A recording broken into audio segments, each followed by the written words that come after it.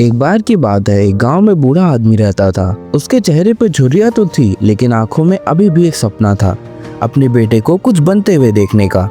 लेकिन उसका बेटा वो बिल्कुल निकम्मा था। दिन भर गांव में घूमता रहता और कोई काम धंधा नहीं करता।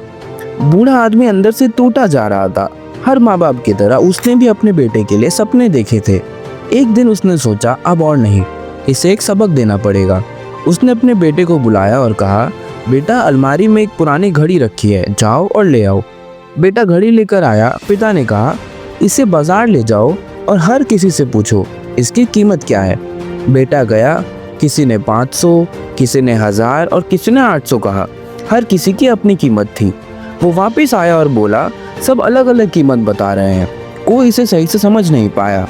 अगले दिन पिता ने फिर घड़ी मंगवाई, लेकिन इस बार कहा, बेटा अब जाओ और लोगों से पूछो इस घड़ी के अंदर चल रहे समय की क्या कीमत है। बेटा हैरान, सोचा समय की भी कोई कीमत होती है, लेकिन चला गया। बाजार में लोग उस पे हंसने लगे। कुछ ने पागल कहा, कुछ ने भगा दिया। दिल से टूट गया था वो। और एक लाश दुकान पर गया। एक और बूढ़ा आदमी था, आंखों में समझ थी। उसने कहा, बेटा समय की कीमत कोई नहीं बता सकता।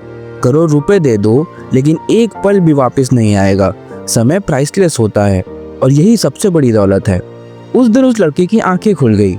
वो घड़ी लेकर घर आया, पिता के कदमों में बैठ गया और बोला, आज समझ आया आप मुझे क्या समझा रहे थे। और उस दिन के बाद उसकी जिंदगी बदल गई।